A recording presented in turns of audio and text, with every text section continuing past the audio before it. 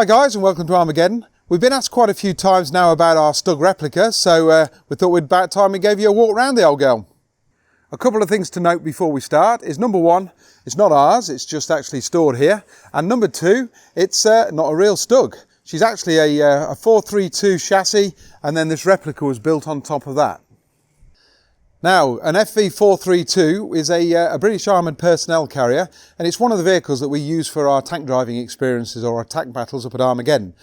This is what this was built on, and as you can see by the running gear here, that sort of gives it away. Now, these were built by HCM Associates. Big H is a lovely bloke, and he does an amazing job. This is one of his earlier ones, and even though it looks amazing, he has improved on them. And so if you were to buy one now, there'd be a lot of different features, although this is still an excellent copy of a Stug. Now then, this down is 432, this up is replica. So this is the replica bit. Still made out of pretty thick steel, and it looks absolutely spot on. But you can see by the running gear, you've got the front sprocket, your bottom runners and your top rollers here. He's actually fitted a spare top roller because there would normally only been two in here, but to make it look a bit more realistic, he's added a third one. Now the reason they make these and don't use real ones is because a real one would probably be costing you £1 million+ as a semi-restored vehicle. This comes in at, I do believe, getting on towards £90,000, so still quite a pricey tag on it, but you are getting a lot for your a lot of bang for your buck, as they say. Now, there has to be a few compromises when you're making a replica, and you're working with a hull that's obviously not the original. Now, what you'll find is this was a bit shorter than the originals. The wheels are a bit bigger, they should be a bit smaller, but like I mentioned earlier, the middle roller there has been added. But you have to work with what you've got. Now, a lot of these replicas you see, they have slabs of steel down here, and I've got a feeling that's what they're going to do with this one. And basically, it covers half of the running gear. It was an original wartime fitting, and that's what these hooks are for apparently. It was slotted on and sort of protected the side. I think they're called mortar plates.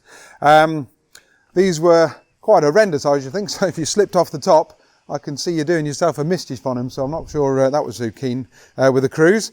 But I do believe the lads are going to fit some armour plates to the side of this, so from a distance she'll look even better for the movie jobs. Now, H is a bit of a stickler for detail, so just to give you an idea, just look at the muzzle brake on this gun.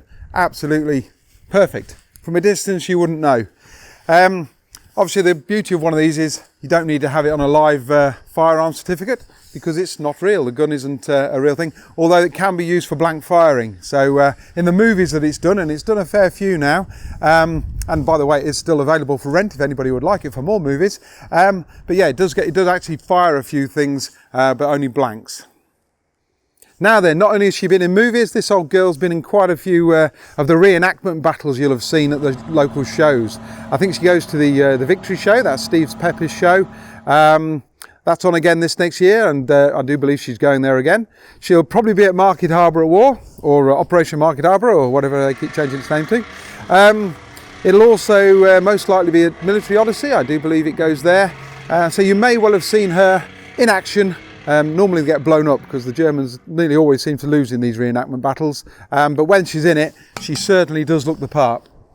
Now then, H and his compadre Phil, they are the owners of this old wagon. Now they are both sticklers for detail, to be fair, and as you can see the way they've dressed her up, just so it looks the part when she is actually at the shows or on the movies. Fake starting handle, that would have gone in here on an original one, they would have wound it up, saw. You can even kick the bucket. Every little detail has been thought of. Even this is the MG34 guard. I believe an MG34 on a Stug. That would have been mounted here, so the crew had got some kind of protection against infantry. So even that, obviously not original, and it would have been a bit thicker than this, but it looks the part. Right, so these are the hatches to get into the old girl. Now these are about the right thickness because they're heavy. Look at those. That gets into the one side, and then I do believe this is your commander's side over here. Oh. So there we go, we'll get inside and have a look. Now the detail in this thing is quite incredible as well. You get in here and obviously it's not real, but there's still plenty in here. What you've got here is you've got the breech. There's no breech block on it yet, and they are going to fit a proper breech and a breech ring and a breech block. You have the elevation gear. Brush my head. You have the elevation gear here. That works a treat.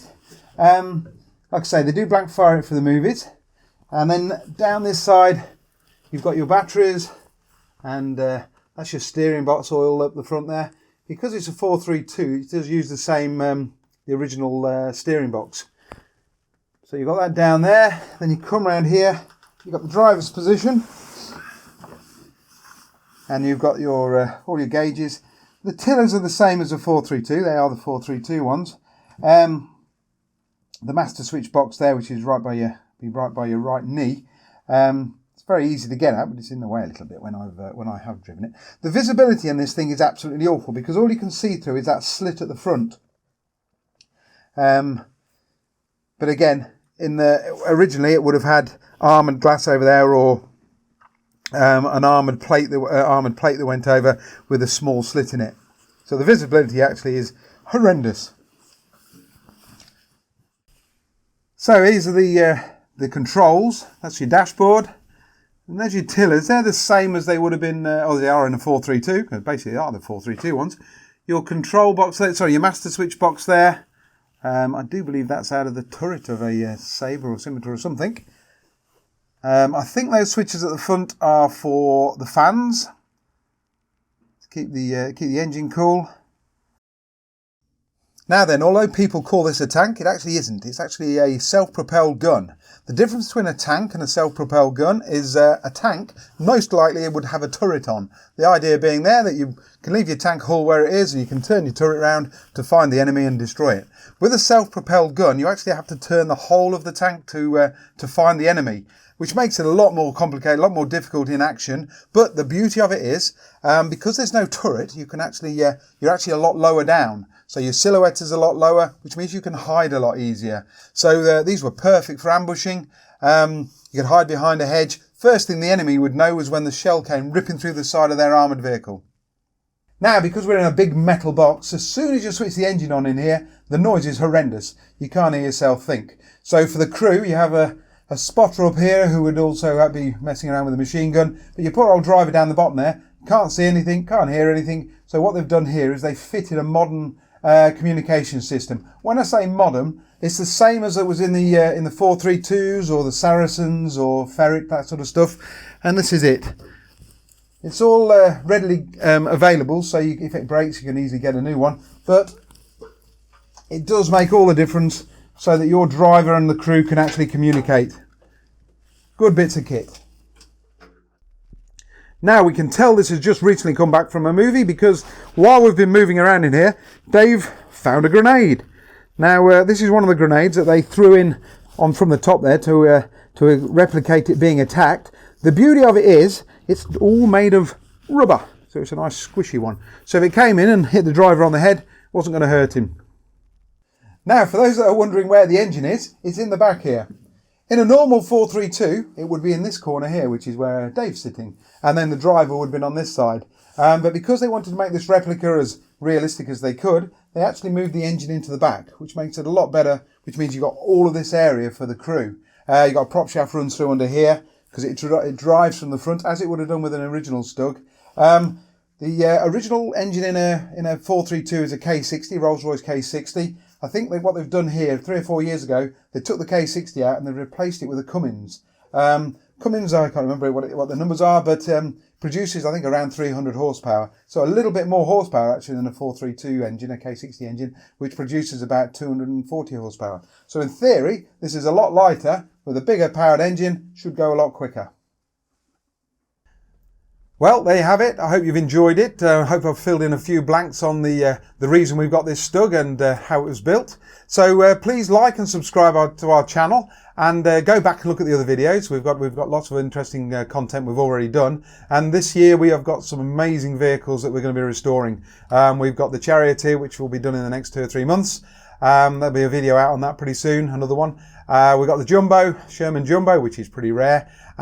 We have the Churchill, which has just arrived. That's going to be a little while before we can get onto that. And the M60, which we're working with Joe Hughes on that, Mr. Hughes on that. I think he's getting that welded up pretty soon, and the engine is going to be put back together again. So we should have that running again pretty soon. And then the museum's getting all sorted out as well. So this time next year, the place will look completely different.